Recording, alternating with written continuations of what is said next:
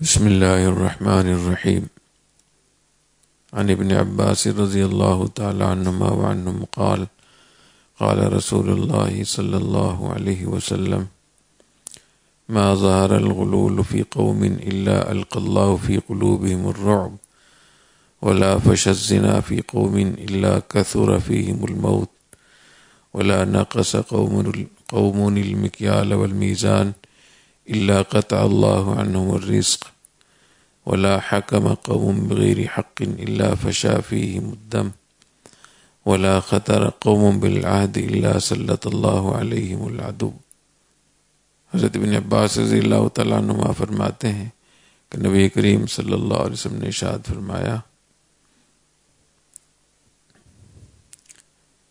جب بھی کسی قوم میں خیانت غالب آ جاتی ہے، اللہ تعالیٰ ان کے دلوں میں رعب ڈال دیتے ہیں۔ جب کسی قوم میں خیانت ہو جائے، اس پہ بات نہیں، ظاہر یا ظہور مانا غالب ہونا، کرپشن اور بددیانتی اور خیانت جب بہت زیادہ ہو جائے تو اس کے اوپر سزا اللہ تعالیٰ یہ دیتے ہیں کہ لوگوں کے دلوں کو خوف زدہ کر دیتے ہیں۔ آج ہم اپنے اوپر دیکھیں، ہمارے حالات کے اوپر یہ حدیث کیسے منطبق ہوتی ہے۔ ہر طبقہ، ہر شخص خوف زدہ ہے، تو اللہ تعالیٰ کی طرف سے یہ گرفت ہے، تنبیہ ہے۔ جتنی ہمارے ہاں بدعنوانی، کرپشن اور خیانت ہو رہی ہے ہر سطح پہ، تو اللہ تعالیٰ نے ایک رعب اور خوف مسلط کیا ہوا ہے۔ وَلَا فَشَى الزِّنَا فِي قَوْمٍ إِلَّا كَثُرَ فِيهِمُ الْمَوْتِ۔ جب بھی کسی قوم میں زنا عام ہو جاتا ہے، اس میں پھر موت بہت زیادہ ہو جاتی ہے، موت پھیل جاتی ہے، کثرت ہو جاتی ہے، مختلف بیماریاں۔ جیسے دوسری حدیث شریف میں آتا ہے کہ جب عریانی فحاشی کھلم کھلا ہونے لگے تو اللہ تعالیٰ پھر ایسی بیماریاں پیدا کرتے ہیں جو پہلی قوموں میں نہیں ہوتی۔ وَلَا نَقَصَ قَوْمٌ الْمِكْيَالَ وَالْمِيزَانَ إِلَّا قَطَعَ اللَّهُ عَنْهُمُ الرِّزْقَ۔ اور جب بھی کوئی قوم ناپ تول میں خیانت کرتی ہے، لینے اور دینے کے پیمانے تبدیل ہو جاتے ہیں، إِلَّا قَطَعَ اللَّهُ عَنْهُمُ الرِّزْقَ، اللہ تعالیٰ ان سے رزق کو روک لیتے ہیں، کاٹ دیتے ہیں۔ جو ایک سلسلہ چل رہا ہوتا ہے رزق کا، معاشی ترقی کا، اس کو اللہ تعالیٰ اس ترقی کو روک دیتے ہیں۔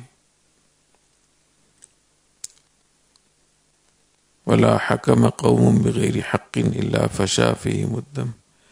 اور جہاں بھی ناحق فیصلے ہوتے ہیں تو اللہ تعالیٰ ان کے اندر خون ریزی عام کر دیتے ہیں، وہاں خون ریزی ہوتی ہے۔ پھر تو یہ جو خون ریزی ہو رہی ہے مختلف عنوانات سے، تو اس کے جہاں بہت سارے علاج سوچے جا رہے ہیں، وہاں یہ بھی ایک ہمارا عدالتی نظام ٹھیک ہونا چاہیے۔ اگر ہمارے فیصلے ٹھیک ہوں گے عدالت کے اندر اور پارلیمنٹ کے اندر، وہاں بھی تو فیصلے ہم کرتے ہیں، قانون سازی ہوتی ہے وہاں، اگر وہاں ہم غلط کام کر رہے ہیں تو پھر اس کے نتیجے میں عوام میں، لوگوں میں خون ریزی پھیلے گی۔ وَلَا خَطَرَ قَوْمٌ بِالْعَهْدِ إِلَّا سَلَّطَ اللَّهُ عَلَيْهِمُ الْعَدُوَّ۔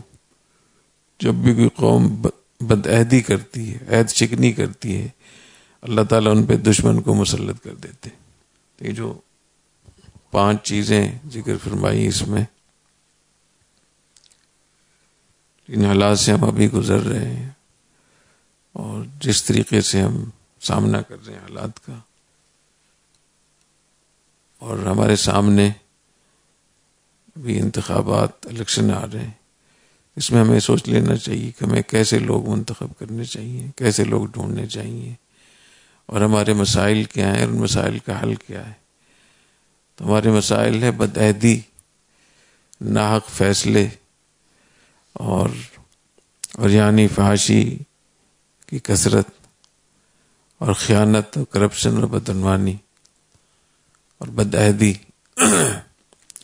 اور ناپ تول میں کمی، کاروبار میں، تجارت میں، بزنس میں جھوٹ بولنا، گڑبڑ کرنا، جال سازی کرنا، دھوکہ دینا۔ تو جب تک ان چیزوں کا ان سے ہم توبہ نہیں کریں گے، ان کا اصلاح نہیں کریں گے، اس وقت تک تو حدیث ہے، نبی کریم صلی اللہ علیہ وسلم کا ارشاد ہے، اس وقت تک ہمارے حالات ٹھیک نہیں ہو سکتے۔ اللہ تعالیٰ میں بدعہدی سے ہی بچائے، اور یہ بدعہدی ہر سطح پہ حرام ہے۔ اب مدرسے میں بھی اگر بدعہدی کرتے ہیں، مدرسے میں جب آپ داخل ہوتے ہیں تو وہاں ایک عہد ہوتا ہے جانبین سے کہ ہم ان اصول و ضوابط کی پابندی کریں گے، اگر آپ اس کو نہیں کر رہے تو یہ بدعہدی میں آتا ہے۔ استاد اور مدرسے کے درمیان ایک عہد ہوتا ہے، اگر مدرسے کے ذمہ دار اس کی بدعہدی کریں گے اس کا گناہ ہوگا، استاد اور جو عملے کے حضرات ہیں، ملازمین ہیں، اگر وہ بدعہدی کریں گے تو اس کا بھی گناہ ہوگا۔ تو یہ بدعہدی کا گناہ ہر جگہ ہوگا، چاہے وہ مدرسے میں ہو، چاہے وہ پارلیمنٹ میں ہو، چاہے وہ عدالت میں ہو، چاہے وہ سیاست میں ہو، کہیں بھی ہو۔ اللہ تعالیٰ ہماری حفاظت فرمائے۔ سبحانک اللہم بحمدک، اشہد ان لا الہ الا انت، استغفرک واتوب الیک۔